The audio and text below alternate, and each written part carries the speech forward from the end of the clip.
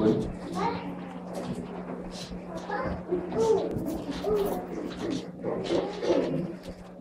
Y ahora vamos al Evangelio según San Mateo, en el capítulo 3, y vamos a leer el pasaje comprendido del versículo 13 al versículo 17.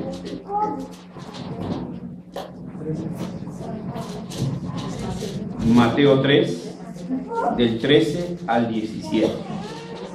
Si ya lo tienen, vamos a hacer esta lectura unidos. En concierto leamos, dice así: Entonces Jesús vino de Galilea a Juan el Jordán para ser bautizado por él, mas Juan se le oponía diciendo: Yo necesito ser bautizado por ti, y tú vienes a mí. Pero Jesús le respondió: Deja ahora, porque así conviene que cumplamos toda justicia. Entonces le dejó. Y Jesús, después que fue bautizado, subió luego del agua, y aquí los cielos le fueron abiertos, y vio al Espíritu de Dios que descendía como paloma y venía sobre él. Y hubo una voz de los cielos que decía: Este es mi Hijo amado, en quien tengo complacencia. Amén. Vamos a orar. Nuestro buen Dios y nuestro Padre, te bendecimos por concedernos acercarnos a tu palabra, porque ésta sea leída y expuesta en tu santa congregación. Mas nosotros reconocemos nuestra total dependencia de tu Espíritu Santo, sin cuyo poder y milagro podríamos no solo siquiera conocer tu voluntad, mucho menos entenderla. Pero Señor, apelamos a esa bondad tuya y a esa promesa de nuestro Señor Jesucristo, para que tú envíes a tu Espíritu Santo, a fin de que seamos instruidos en tu palabra, y movidos nuestros corazones al deseo ferviente de hacer únicamente tu voluntad. Por Jesús oramos. Amén. Bien, hermanos, pues seguimos con nuestro tema de la Cuaresma, y como ya hemos explicado, obviamente que cuando nosotros hablamos de Cuaresma, de ninguna manera tiene ninguna conexión con la manera como lo hace la iglesia papista. Pero la Cuaresma es una fiesta litúrgica que no es de paternidad de los papistas, que en sus inicios fue de la iglesia patrística, que la iglesia reformada la recuperó y le quitó todas aquellas cosas que se les habían incrustado, y que lamentablemente en el siglo XVIII, con el surgimiento de los movimientos fundamentalistas y evangelicalistas, estos elementos fueron poco a poco desplazados hasta llegar al punto de que ahora creemos que estas son de paternidad exclusiva de la iglesia papista. Es de la iglesia de nuestro Señor Jesucristo. Y nosotros entonces hemos venido recordando este periodo de preparación para la conmemoración del cumplimiento de la promesa de nuestro Señor Jesucristo, de su pasión en el Calvario, de su muerte, su sepultura, su resurrección y su ascensión, y que ahora desde la diestra del Padre está intercediendo por nosotros, que desde ahí está gobernando a su iglesia y también está gobernando al mundo. Llevamos entonces 3 domingos de Cuaresma, este es el tercero. En el primero recordarán que hablamos de Juan y su ministerio. Mencionamos que Juan era el adviento de la Cuaresma, es decir, el que estaba preparando el camino para la venida del Señor y para nosotros preparándonos para las celebraciones de esta temporada. En el segundo tema, en el cual participó nuestro hermano Alberto, recordarán, el título fue La Cuaresma, Primavera del Reino, y las explicaciones que él dio. Hoy el tema, como lo habrán visto ahí en su programa, dice la Epifanía de la Cuaresma. ¿Por qué este título? ¿No se supone que la Epifanía es el 6 de enero? ¿No se supone que es la manifestación de Jesús a los gentiles? Bueno, en breve vamos a tener la oportunidad para explicar esto. Entonces, el pasaje que se ha tomado esta tarde para su exposición habla del bautismo de Jesús. En la exposición de este pasaje vamos a considerar el significado y los alcances de este evento en la vida de nuestro Señor Jesucristo y también en los frutos de este acontecimiento para la vida de su iglesia, la iglesia de nuestro Señor Jesucristo. Si iniciamos con el versículo que comenzamos a leer aquí, versículo 13, donde leemos: entonces Jesús vino de Galilea a Juan al Jordán para ser bautizado por él. ¿De qué nos habla este versículo? De la presentación oficial de Jesús, del inicio oficial de Jesús en su ministerio terrenal. Esto no lo podemos ver así de pronto, si no acudimos a otras fuentes para reforzar la explicación. Cuando dice aquí en el versículo 13, entonces Jesús vino, bueno, nos imaginamos una secuencia verbal, una acción verbal. Nos imaginamos que Jesús vino. Y para nosotros en español, pues nada más eso dice. Pero si recurrimos al idioma original en que fue escrito, tiene otras connotaciones y otros alcances que nos ayudarán a comprender por qué el evento del bautismo de Jesús es la epifanía de la Cuaresma. En el original griego, la palabra que ahí dice vino, en griego leemos así: paraginetai.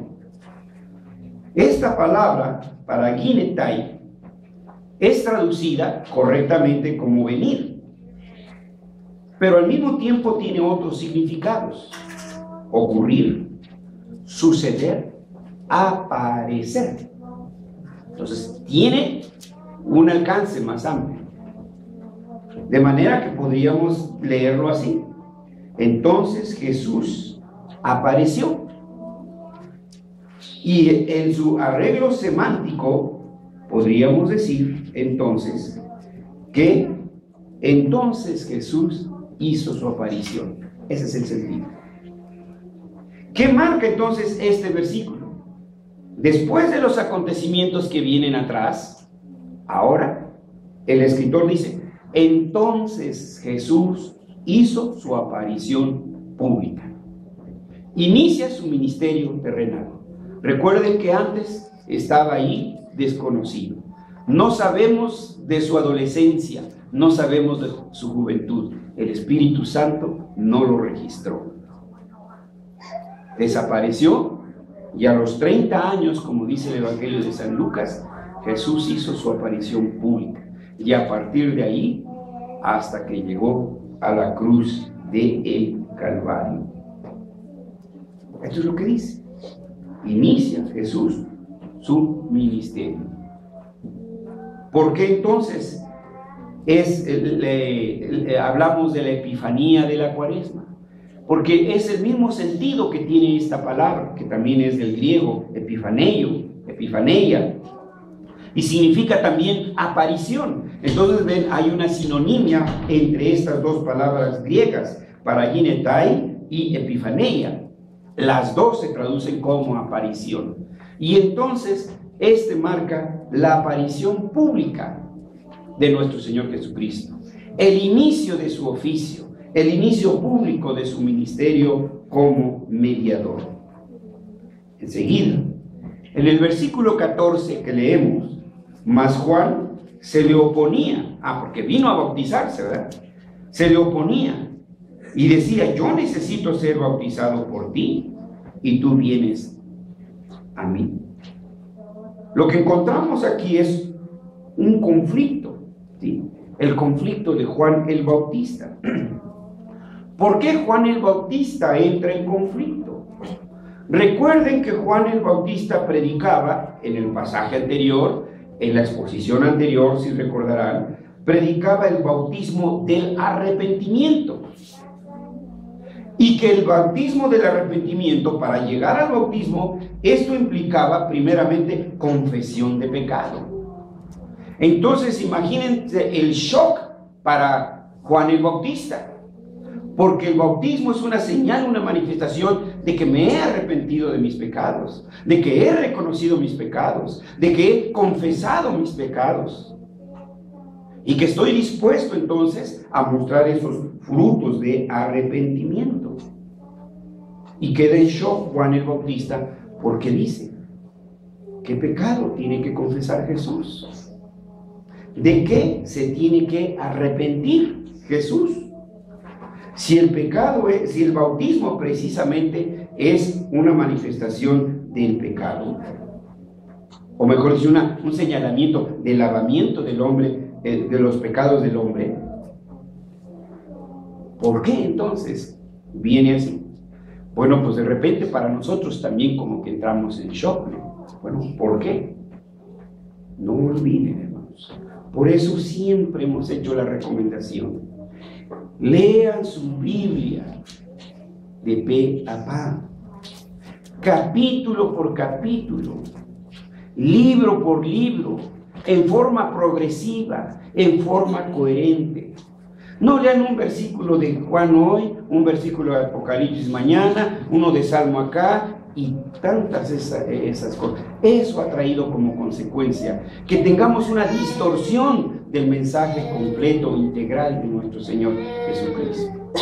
Por supuesto que puede hacerse ese estudio, pero primero tiene que estar la base, el conocimiento panorámico de la palabra de Dios. ¿Por qué entonces Jesús tenía que bautizarse si él no había pecado? En él no había pecado que confesar. Primero, porque él se hizo uno con su pueblo. Se hizo hombre, porque fue el hombre el que pecó. Y en el hombre, Jesús, iba a ser depositado el pecado. Por eso él tenía que ser bautizado, porque era el representante de la nueva humanidad. El primer Adán y la primera humanidad había caído. Eran sucios e inmundos por el pecado. Ahora este segundo Adán, como dice Pablo, nacido de mujer, mas sin pecado, entonces en esa unidad con su pueblo, porque era verdadero Dios, pero verdadero hombre. Entonces esta era una señal. En su bautismo era una señal de que él perdonaría sus pecados. Era una promesa de que él llevaría los pecados de su pueblo. Pero al mismo tiempo era una profecía de su muerte y de su resurrección. Cuando se le explicó esto, entonces dijo Juan: pues te bautizo. ¿Se acuerdan cuando Jesús le lavó los pies a los discípulos? Uno dijo: no, a mí no me los lavas, ¿cómo crees? Y entonces el Señor le responde: si no te los lavo, no tienes participación en el reino. No, pues no solo los pies, sino hasta la cabeza, todo, ¿no? Porque yo quiero estar en el reino.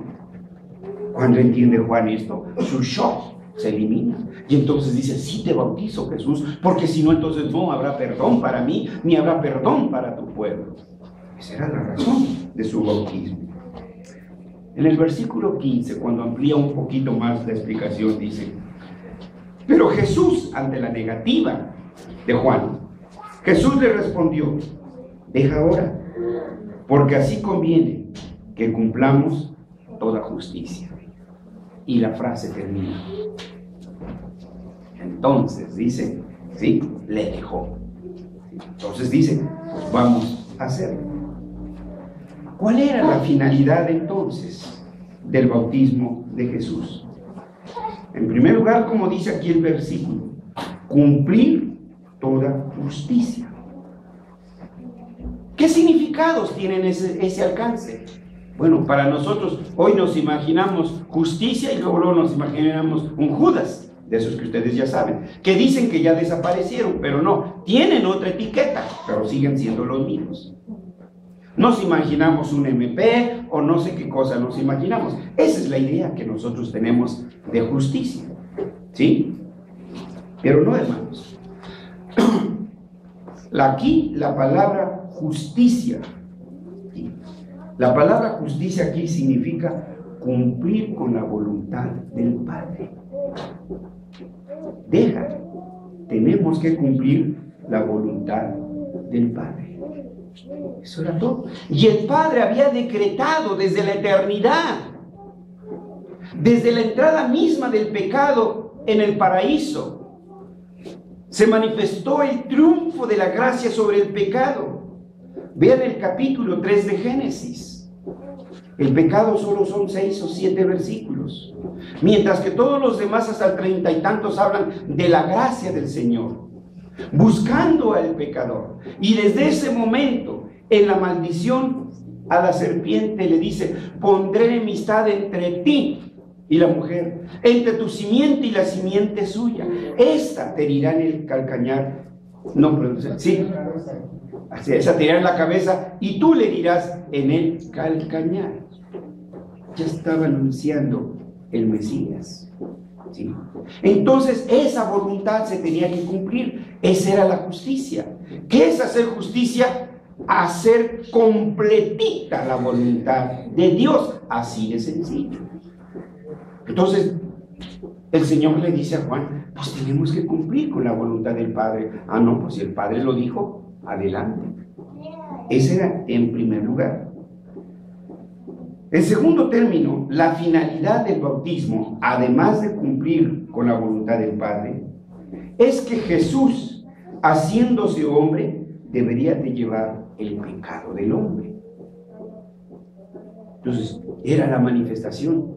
Jesús hombre, voy a llevar ¿qué? En el bautismo, que implica arrepentimiento y confesión de pecado. En el bautismo está entonces el señalamiento de que Jesús hombre llevaría el pecado del hombre. Y al mismo tiempo, la finalidad del bautismo de Jesús es que Cristo, mediante el acto del bautismo, se estaba haciendo uno con su pueblo. ¿Sí? Después tenemos el versículo 16. Y Jesús, después que fue bautizado, subió luego del agua, y aquí los cielos le fueron abiertos, y vio al Espíritu de Dios que descendía como paloma y venía sobre él.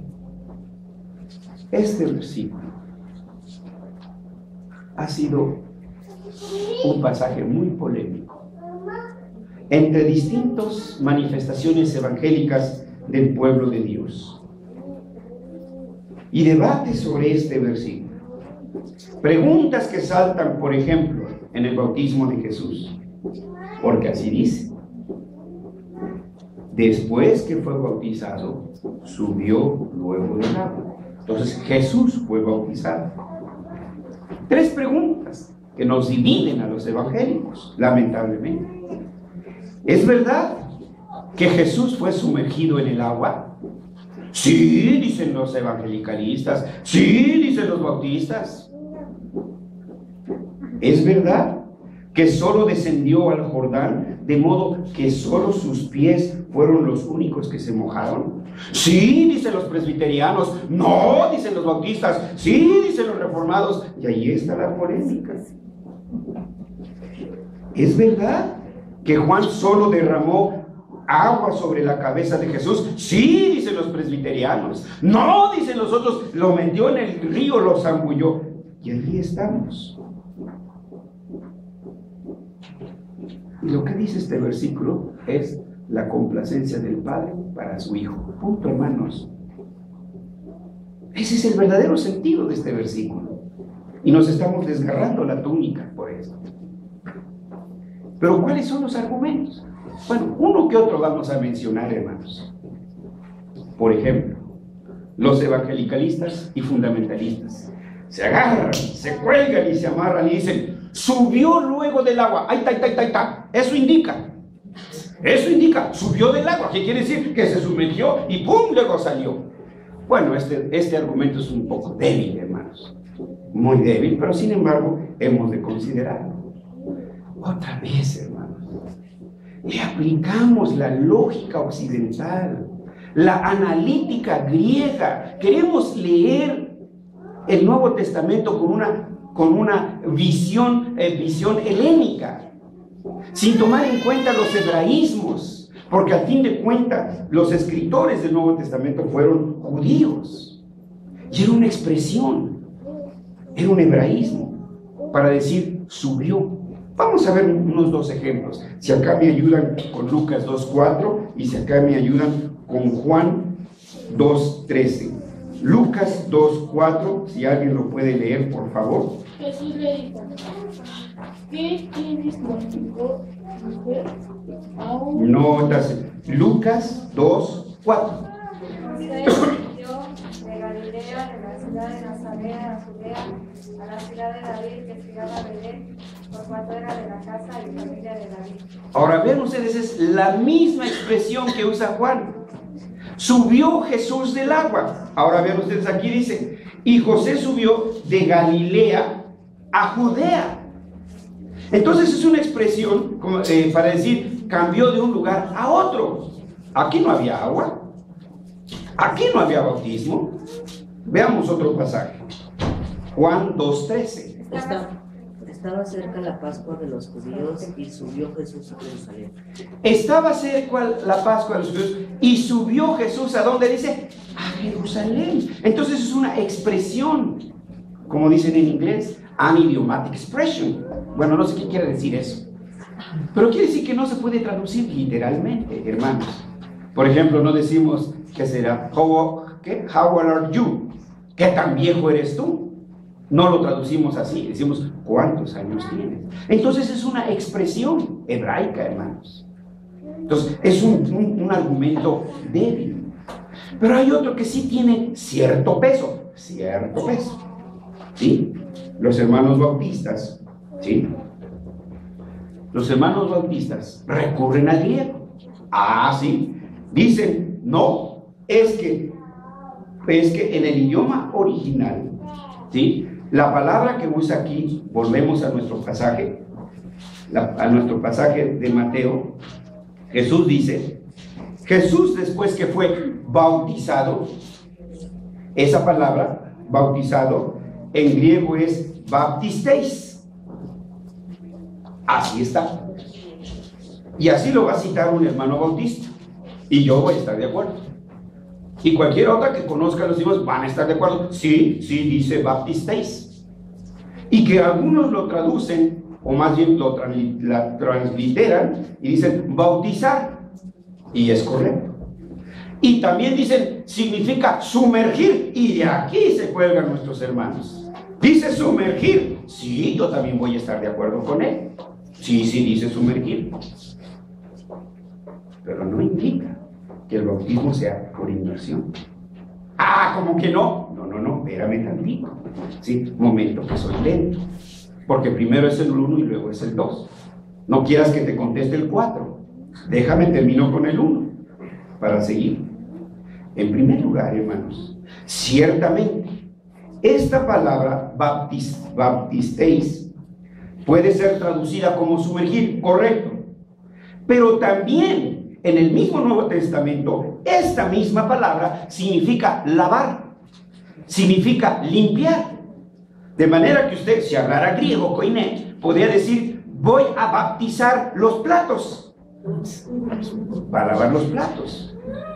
Voy a baptizarme las manos, sería correcto. ¿Sí? Esto es lo que no queremos decir. Tenemos que ser honestos y tenemos que poner todo ahí. Veamos algunos ejemplos donde se usa con este sentido. Marcos 7:4.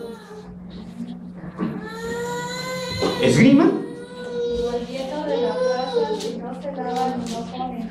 Y otras muchas cosas hay que tomarlos para guardar, como los lavamientos de los vasos, de beber y de los jarros y de los utensilios de metal y de los lechos. Gracias. Si no se lavan, ¿ya lo vieron? Subrayen la palabra lavan. Ahora, en griego, ahí dice baptisontai. ¿Ven que es la misma raíz de baptismos? Baptisontais. ¿Y qué quiere decir aquí baptismos? Lavar. ¿Qué? ¿Lavar qué? Se lavaban las manos. Ahora, más adelante, dice, y los lavamientos de los vasos. ¿Cuál es la palabra griega que encontramos allí? Baptismos. Es otra declinación del verbo del bautizo que usamos, ¿no? La palabra baptizar. Entonces dice, del lavamiento de los vasos. Es decir, si no se baptizan las manos, o si no baptizan los vasos, entonces ven, no podemos usar la palabra bautismo para decir sumergir y aplicarla solamente a eso. Entonces, ¿cómo vamos a solucionar el problema, hermanos? En conexión con estos hechos, tómese nota. El Espíritu Santo no quiso dejarnos detalles sobre el bautismo de Jesús. No da detalles. Veámoslo con cuidado. Porque el versículo 16 dice, después que fue, y Jesús, después que fue bautizado, ya había sido bautizado cuando subió del agua. No dice si le echaron gotitas, no dice si fue con una jícara, no dice si lo sumergió. El Espíritu Santo no es especulativo, ni va a responder a nuestras especulaciones. No. ¿Cuál es entonces la idea central? Lo que viene enseguida, ¿sí? Lo que viene después del bautismo. El énfasis no está en el bautismo, sino en lo que sucedió después del bautismo. La presencia del Espíritu Santo y la presencia del Padre. ¿Por qué nos perdemos, hermanos? Vean enseguida, dice, he aquí los cielos le fueron abiertos y vio al Espíritu de Dios que descendía como paloma y venía sobre de él. Y el versículo 17, y hubo una voz de los cielos que decía. Entonces ahí tenemos la presencia del Hijo en el Jordán, la presencia del Espíritu Santo posando sobre sus hombros en forma de paloma, y la presencia del Padre con su potentosa voz. Cuando habló en el Sinaí, tronaban su voz, que el pueblo tenía miedo. Aquí está la Trinidad, interesada en la salvación de usted, interesada en la salvación mía. Ese es el punto.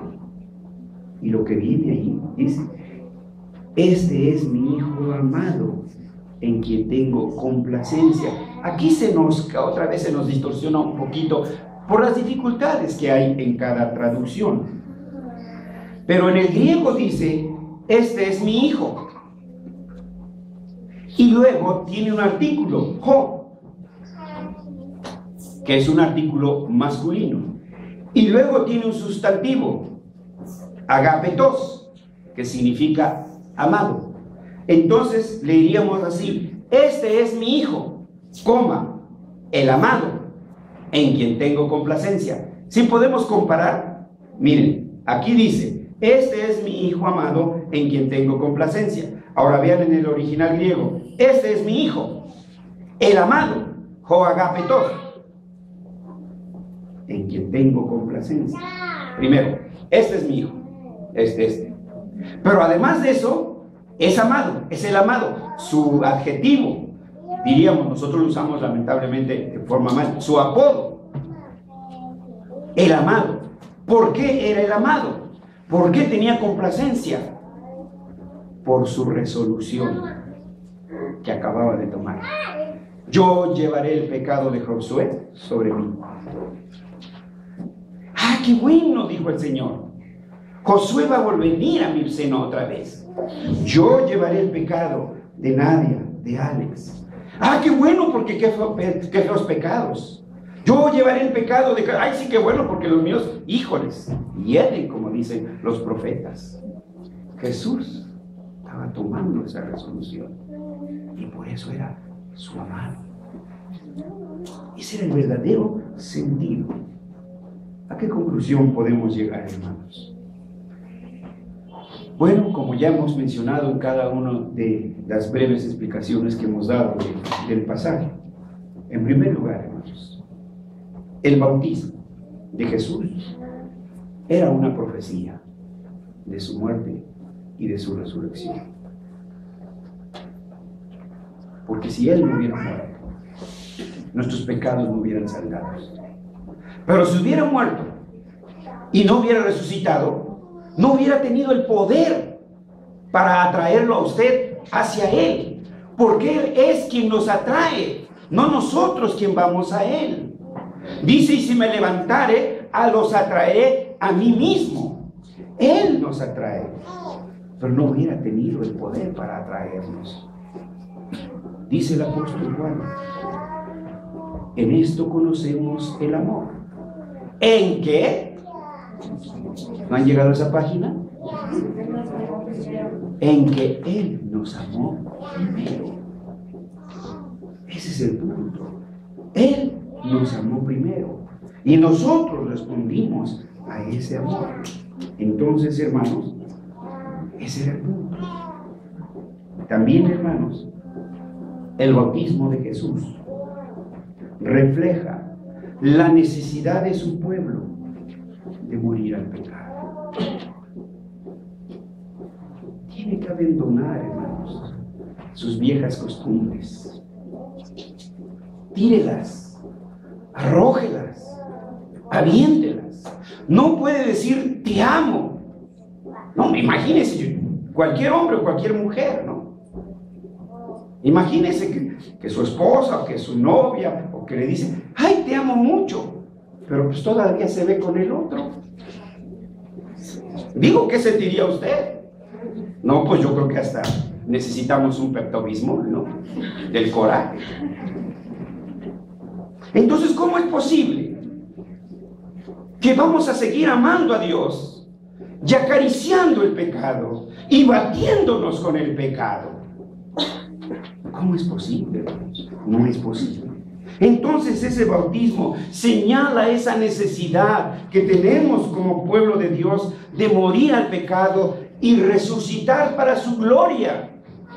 Poder decir lo que el apóstol Juan decía: con Cristo estoy juntamente crucificado, y ya no vivo yo, mas vive Cristo en mí, y lo que ahora vivo en la carne, cada célula mía, cada tendón mío, lo vivo en la fe del Hijo de Dios, el cual murió y se entregó a sí mismo por mí. Y finalmente, hermanos, hoy en día, el bautismo que recibimos usted y yo es la señal de que hemos sido recibidos como parte del pueblo de Dios. Antes no. Antes usted era bastardo, o como cierto pastor dice, ¿sí? San Juan de las esquinas. Usted no era hijo de Dios. Usted era un Pancho Nopales, un filisteo, un cainita, y así es todo aquel que no se ha arrepentido. Así está, perdonen que sea franco, su hijo, su hija, su tío, su tía, su amigo, su amiga, todo el que no se ha arrepentido, ahí está en esa lista.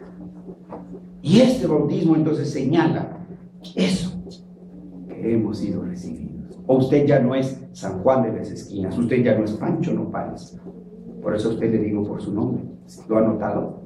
Yo nunca le he dicho a usted Pancho Nopales, o sí, porque luego se me chispotean, hermanos, pero creo que eso nunca se me ha chispoteado, porque nosotros ya pertenecemos al pueblo de Dios. Pero además, hermanos, indica nuestra entrada al reino. ¿Se acuerdan de la predicación de 18 días? La cuaresma, la primavera del reino. Ahora nosotros pertenecemos a ese reino. Usted es hijo de ese reino, ciudadano de ese reino. Así que, bienvenidos conciudadanos de ese reino. Y así inicia Jesús su aparición pública. Y entonces nos va a mostrar los alcances de su oficio mediador.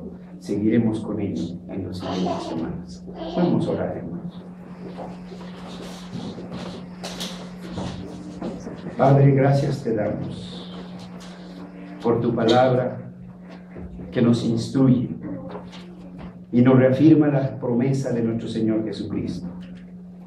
Y conoceréis la verdad, y la verdad os hará libres.